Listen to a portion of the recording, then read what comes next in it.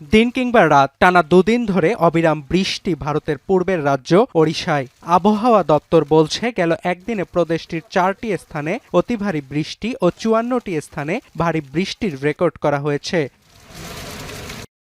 ভারী বৃষ্টি অব্যাহত থাকায় ওড়িশার 27টি জেলায় জারি করা হয়েছে বন্যা সতর্কতা। শুধু ওড়িশা নয়, ভারী বৃষ্টি রেকর্ড করা হয়েছে ছত্তিশগড়, মহারাষ্ট্র, গুজরাট ও কর্ণাটকের উপকূলীয় কিছু অঞ্চলেও।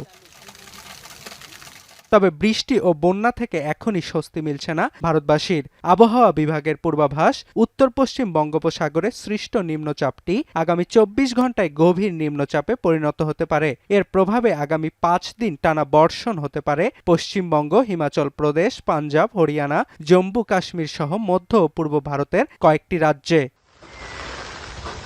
এদিকে আসামে আগের পরিস্থিতির সামান্য উন্নতি হলেও বাড়ছে প্রাণহানি। বন্যায় ক্ষতিগ্রস্ত 5 লাখেরও বেশি মানুষ। রাজ্যে আশ্রয়কেন্দ্রগুলোতে অবস্থান করছেন 37,000-এরও বেশি মানুষ।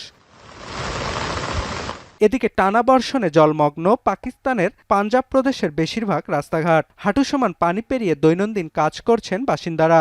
দেশটির আবহাওয়া দপ্তর বলছে গেল 24 ঘন্টায় স্থানীয় চেনাব ও রাভি নদীর পানির উচ্চতা বাড়তে পারে। এ কারণে পাঞ্জাবের বিভিন্ন অঞ্চলে মাঝারি থেকে ভারী বন্যার শঙ্কা করছেন আবহাওয়াবিদরা। টাইফুন যেন পিছু ছাড়ছে না দক্ষিণ চীনের গুয়াংডংয়ের বাসিন্দাদের কাছে।